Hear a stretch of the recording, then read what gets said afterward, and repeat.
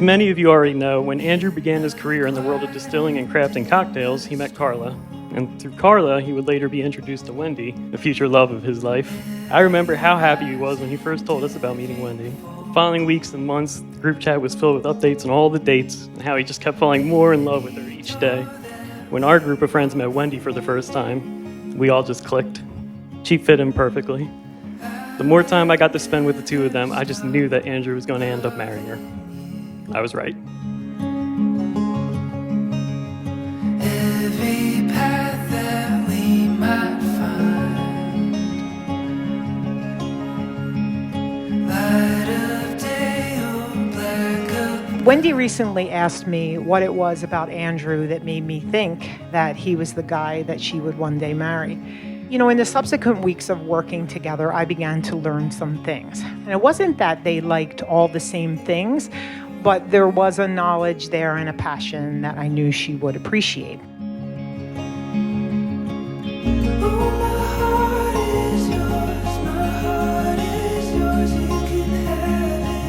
He had such a gentle way about him, was so kind. He was generous with his time and genuine in his interest. A tremendous listener because he had learned the art of just being present. And I knew that I had this daughter who possessed that same skill and for whom finding that in another person had become the most important thing, yet the most elusive thing in the world.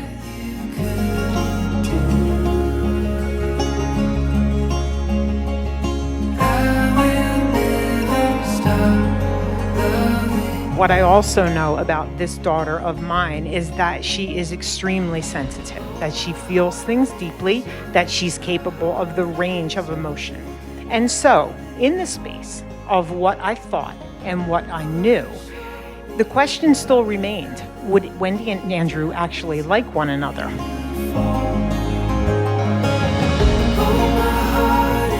When I asked Wendy what made her fall in love with him, she told me that it was his kindness, calmness, and his easygoing personality. She felt she could always be herself around him. When I asked Andrew the same question, he also told me it was her kindness, compassion, her intelligence, and her love of cats. Wendy and Andrew's story began in much the same way as one of the most famous love stories of all time. In movie Casablanca, Rick Blaine famously remarks, "Of all the gin joints in all the towns in all the world, she walks into mine." And on July 29th, 2017, Andrew could have said these words himself. It may not have been Rick Blaine's Cafe American, but Cooper River Distillery served as the backdrop to the earliest moments of their relationship.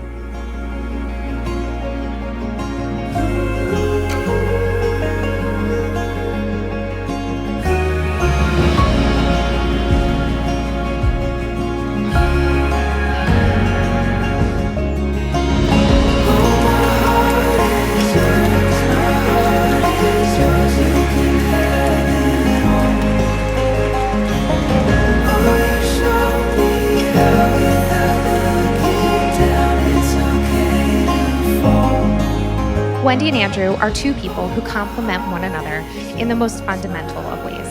While Wendy is reserved, steadfast, and studious, Andrew is the ultimate devil's advocate and social butterfly who excels at every physical activity known to man. They encourage one another to open up to new opportunities and viewpoints, learning from each other at every twist and turn.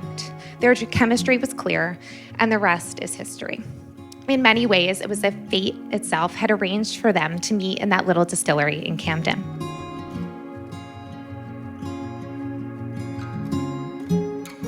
I feel so humbled by the knowledge that the hand of fate or the universe or God is so much more powerful than our own.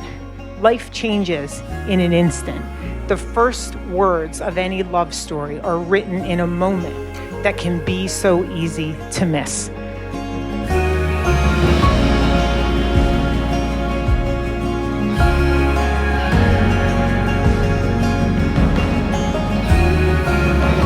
So this brings me back to Wendy's original question.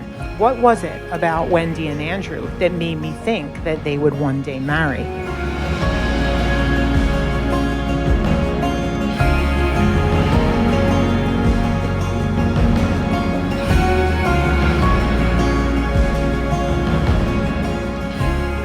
The answer lies in the fact that somewhere between the intuitive knowledge of this person that I had just met and the very visceral knowledge of this person that I knew best in the world, I began to have that dream that every mother out here can relate to. The one that begins in those sweet and early days when you hold your children close to you and you know that you are their source of comfort, that you are their contentment, that you are their refuge against the world.